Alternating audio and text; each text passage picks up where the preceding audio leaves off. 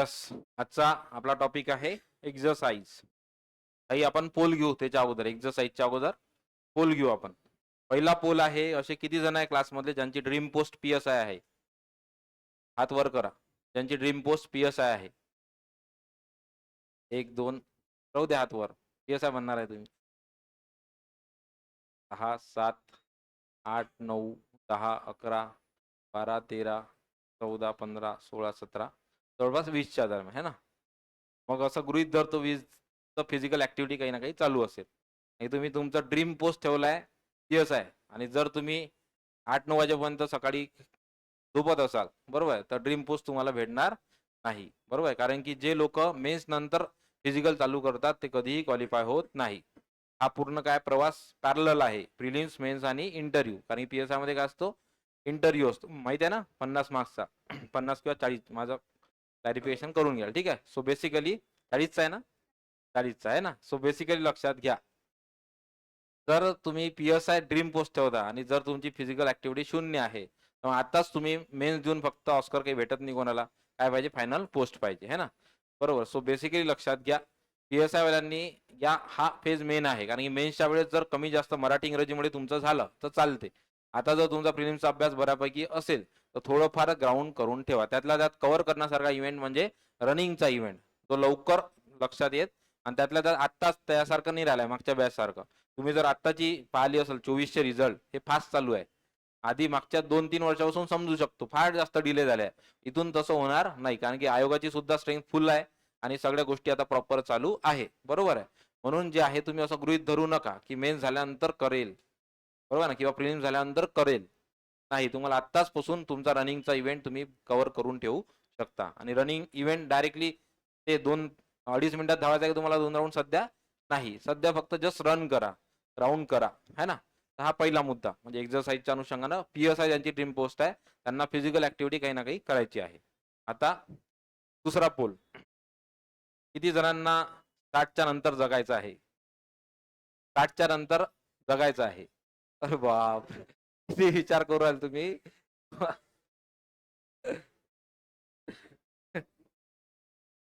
किती जणांना 40 नंतर हेल्दी राहायचं आहे? सर्वच आहे ना. मग हे एकमेव सोल्युशन आहे, लक्षात घ्या. हा अभ्यासही तुम्हाला वाचू शकत नाही. तर तुम्ही उद्या जाऊन कोणत्याही चांगल्या क्लास 1 पोस्टवरही गेलात, बरोबर आहे, युपीएससीतून आय-एस-ही झालात तुम्ही आणि दुसऱ्या दिवशी जर बरोबर आहे काही झालं, है ना, काही होऊ शकते, तर मग तो एवढा वर्षाचा अभ्यास मेहनत कामाची नाही. आणि हे संचित कर्म आहे, लक्षात घ्या. एक्सरसाइज जे आहे आपले संचित कर्म आहे. इव्हन म्हणजे अष्टांग मार्ग असो किंवा मग आपली त्रिरत्ने असो जैन धर्माची, किंवा हिंदू धर्माची आपली भगवद्गीता असो, किंवा कुठलाही ग्रंथ उचलून घ्या, बरोबर आहे. आणि मग इकडे तर बाहेरचं मोटिवेशन लागन तेवढं आहे. तो ह्या सगळ्यांनी ह्या महत्व दिला कशाला? एक्सरसाइजला. कारण की आज जर एक्सरसाइजसाठी वेळ काढणार नाही तर उद्या जाऊन तुम्हाला बिमारीसाठी वेळ काढावा लागेल, है ना. 100% आहे. बऱ्याचशा गोष्टी आहे, खूप जण बोलले आहे. म्हणजे महात्मा गांधी सुद्धा बोलले एक्सरसाइजच्या महत्वाबाबत. त्यामुळे आता हे महत्व सांगणं एवढे आता आपण काही लहान राहिलेलो नाहीये. पण सांगण्याचं तात्पर्य का कशा रुटीन मेंटेन करायचं याविषयी मी टेक्निकल सोल्युशनवर बोलतो. एक्सरसाइजच्या बाबत मी प्रत्येकाला सांगेल की पहिले तर तुमच्या मोबाईलमध्ये अँड्रॉइड आहे प्रत्येकाकडे. फिट नावाचा एक मोबाईल ॲप आहे. फिट आहे मोबाईलमध्ये, नसेल तर डाउनलोड करा प्ले स्टोअरवरून. कोणतं? फिट नावाचं जे ॲप आहे ते तुम्हाला इन्स्टॉल करायचं आहे, गुगल फिट म्हणून, ठीक आहे. याच्यामध्ये काय येईल, तुम्हाला तुमचं जे डेली स्टेप काउंट आहे, सकाळपासून संध्याकाळी झोपेपर्यंत जे तुम्ही स्टेप काउंट करता त्याचा तुम्हाला रोज अंदाज येईल. मिनिमम टार्गेट सांगतो, हे तर अचीव होणार नाही एवढं स्टुडंट पेजच्या अनुषंगानं. मिनिमम टार्गेट सांगतो, ऍटलिस्ट मिनिमम 5,000, बरोबर आहे. तर मॅक्सिमम तुम्ही मग 20,000 पर्यंतही स्टेप्स करू शकता, बरोबर आहे. त्यासाठी बेस्ट सोल्युशन काय? दोन्ही गोष्टी होतील. तुम्ही तुमच्या रूम वरून, बरोबर आहे, जर तुमची रीडिंग रूम किंवा तुमचं मेस किंवा इतर गोष्टी जर बाईक नाही वापरली तर ऑटोमॅटिकली तुमचा स्टेप काउंट वाढेल. दुसरं महत्वाचं की जास्तीत जास्त चालण्याचा प्रयत्न करा. म्हणजे कधीही जे आहे म्हणजे कंटिन्यू 3-4 तास रीडिंग मध्ये बसून राहू नका. त्याच्यामुळे बरेचसे बॅकबोनचे प्रॉब्लेम फार जास्त वाढले आहे स्पर्धा परीक्षा विद्यार्थ्यांमध्ये. पुण्यामध्ये अक्षरशः मुवमेंट चालू झालेली आहे, चळवळ चालू झालेली आहे, विद्यार्थी एक चळवळ इथे अवेअरनेस करत आहे तुमच्या कशासाठी? बॅकबोनच्या इश्यूसाठी. कारण की आपलं काय कंटिन्यू सिटिंग होतं, त्यातल्यात आपली मान, आपला जो पाठीचा कणा आहे तो कंटिन्यू या पोझिशन मध्ये असतो, है ना. त्यामुळे फार जास्त नंतर उद्या जाऊन प्रॉब्लेम येऊ शकतात. तर हेल्दी राहायचं असेल तर याच्यामध्ये एक बेस्ट सोल्युशन आहे कोणतं, की जेव्हा तुम्ही रीडिंगमध्ये बसता तर कंटिन्यू 3-4 तास न बसता थोडं बाहेर चक्कर मारायला गेलं पाहिजे. फक्त ही काळजी घ्या, बाहेर चक्कर मारताना एकटे जा, आहे ना. नाहीतर जर 3-4 जणांसोबत गेलो तर मग हे पाहू दे, ते पाहू दे, असं करत करत 1-2 तास कसे जातात लक्षात येत नाही. त्यामुळे हे काळजी घेणं आवश्यक आहे. दुसरं महत्वाचं आता सकाळी उठण्याचं. ऑलरेडी झोपेवर मी बोललेलो आहे. तर युज्युअली लक्षात घ्या, आता जर सध्या तुमची उठण्याची वेळ 7 असेल तर तिला 6 करा. जर 8 असेल तर त्याला 7 करा. जास्त ड्रास्टिक चेंज करू नका. सध्या 20-25 दिवस त्याला 1 तासानं कमी करा. है ना? बरोबर? असे किती जण आहे याच्यातले जे 8 नंतरही झोपतात? कोणी 7 वर नाही करणार. आहे ना? पण मला माहिती आहे. सो बेसिकली लक्षात घ्या, जोपर्यंत फिजिकल ॲक्टिव्हिटी कोणती असणार नाही, तोपर्यंत एन्थुसियाझम येणार नाही. आणि जोपर्यंत एन्थुसियाझम येणार नाही, तोपर्यंत विल पॉवर स्ट्रॉंग होणार नाही. जोपर्यंत विल पॉवर स्ट्रॉंग होणार नाही, तोपर्यंत तुमचा ज्या अनुषंगाने तुमचे एफर्ट्स वाढणार नाही. आणि एफर्ट्स जर वाढले नाही, तर तुमचा रिझल्ट येणार नाही. मग ह्या सगळा असा ट्री आहे. लक्षात घ्या, सायकॉलॉजिकल ट्री. आपला थॉट्स प्रोसेसचा ट्री आहे. म्हणून एक्सरसाइजला महत्त्व द्या उद्यापासून. नाही काही तर थेंबे थेंबे तळे साचे. एकदम मी तुम्हाला 1 तास करा असं म्हणत नाहीये. निदान काहीतरी याला अल्टरनेट ऑप्शन सांगतो मी तुम्हाला. अल्टरनेट आणि तुमचे एक्सक्यूजेसही सांगतो. एक्सक्यूजेस फार मजेशीर असतात. एक्सक्यूजेस असतात, की पहिले तर आपण सकाळी उठलो युज्युअली आणि आपण जर ठरवलं काय करायचं आपल्याला सकाळी उठायचं आहे. तर उठल्यानंतर पहिले आपण तास मोजतो. रात्री किती वाजता झोपलो होतो. मग मोजतो आपण. मग आपल्याला कोणतरी सांगितलं असते, की 7 तास झोप मीच सांगितलंय. ठीक आहे. 7 तास झोप घेतली पाहिजे वगैरे. लगेच तुमच्या लक्षात अरे बापरे! 5च तास झोप गेली. अजून झोपून जातो आपण. ठीक आहे. दुसरं कारण एक्सक्यूज काय असते तुमचा, की बाहेर पाऊस चालू आहे. है ना? म्हणजे पावसाळ्यात जर वगैरे असेल तर. किंवा मग फार जास्त उजेड पडला. आता फिरायला नाही जायला पाहिजे. लोकं पाहतील तुम्हाला. है ना? मुलीच्या बाबतीत बरं आहे ना? सो बेसिकली हे एक्सक्यूजेस देऊ नका. तुमचं जे रूम आहे, तुमचं जे टेरेस आहे घराचा किंवा इतर कोणत्याही ठिकाणी तुम्ही आरामात सूर्यनमस्कार करू शकता. बेसिक सूर्यनमस्कार माहीत असेल? करून दाखवू? ठीक आहे.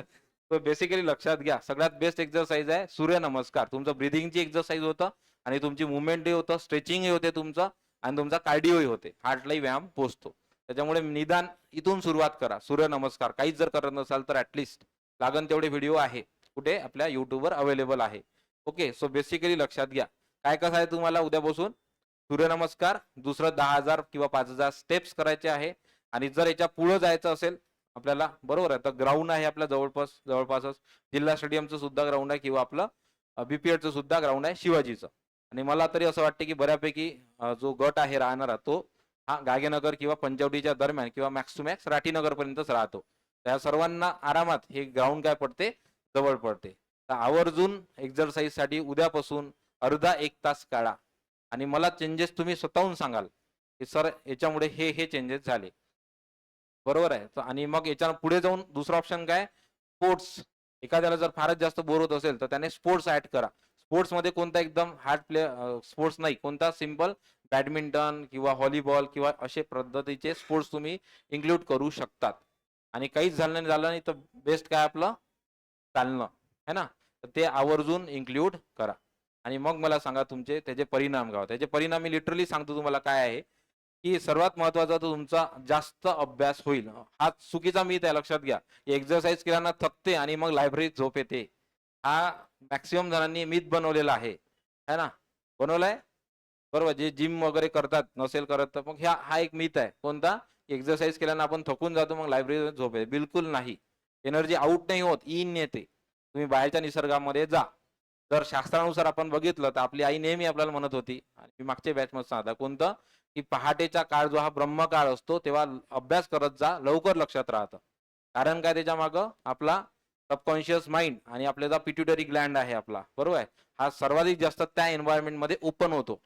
आणि मग युरोपीय देशामध्ये जे जास्त शोध लागतात त्याच्यामागं किंवा कारण आहे कोणतं आहे? तर तिथलं जे वातावरण एन्व्हायर्नमेंट. म्हणजे सकाळी 4 वाजता जवळपास लक्षात घ्या 10-11 वाजता एक साधारणतः 12 वाजता पकडू आपण व्यवहार बंद झाले. म्हणजे माणसाचे कोणासोबत? निसर्गासोबत. एक साधारणतः 4 वाजेपर्यंत काय होतं? रिसायकल होतं पूर्ण निसर्ग आपला. ते जो काही आपण डिस्टर्ब करून ठेवलाय रात्री 12 पासून तर संध्याकाळी 4 सकाळी 4 पर्यंत पहाटे 4 पर्यंत रिसायकल होतो. ते जेवढा आपण बेकार केला तो काय होतो पुन्हा रिन्यू होतो. आणि सकाळी 4 वाजता तुम्हाला नवीन निसर्ग भेटतो रोज सकाळी. तो तुमचा साधारणतः 7-8 पर्यंत असतो सकाळी. 8 नंतर आपण काय डबल बरोबर आहे ना, पोल्युशन करणं चालू करतो आपण आहे ना, व्हेइकलचं म्हणा किंवा इतर. म्हणून हा जो काळ असतो ना ब्रह्मकाळ, हा तुमच्या हेल्थसाठी खूप चांगला आहे. म्हणून ज्या सर्वांनी आजपासून प्रतिज्ञा घ्या, जसं आपण काल झोपेची घेतली आणि केला असेल ट्राय. काल केला ट्राय? किती जणांनी ट्राय केला ॲटलीस्ट काल? फक्त 4 जण. लवकर झोपायचा ट्राय केला. ठीक आहे. लवकर झोप नाही आली, नाहीच येणार. बरोबर आहे. काही-काही जणांना टाईमपास वाटेल पहिला, की सर मी 10, 9-10ला बेडवर गेलो. यासाठी बेस्ट बॉलिवूडचं एक्झाम्पल तुम्हाला सर्वांना माहीत आहे आणि मी सुद्धा फॉलो करताना कोण आपले अक्षय कुमार है ना. म्हणजे त्यांनी म्हटलं, की मी कधी आयुष्यात आजपर्यंत एक सनराईज मिस नाही केलेला आहे ना. आणि त्यांनी म्हटलंय, की जर तुम्ही एक्सरसाइज करत नसाल तर जगून फायदा नाही. कारण की काय प्राणीच आहे ना तुम्ही. त्यालाही समजत नाही एक्सरसाइज कोणत्या कुत्र्याला पाहिला का एक्सरसाइज करताना, है ना. तसेच तुम्ही आहे. बरोबर आहे. उपमा कशात दिली विचार करा आपल्याला, है ना. जर ते बनायचं नसेल तुम्हाला तर मानवात या आणि उद्यापासून एक्सरसाइजला लागा आणि बिलकुल एक्सक्यूज देऊ नका, की बुवा अभ्यास आहे. नाही, तुम्हाला उलट एक्सरसाइज केल्यानं अभ्यासाला तुम्हाला एक फायदा. ठीक आहे. इथे थांबतो. एक्सक्यूज बद्दल आहे बरेचसे मजेशीर, पण जाऊ द्या आता एखाद्या दिवशी बोलेल. ठीक आहे. तर इथे थांबूयात.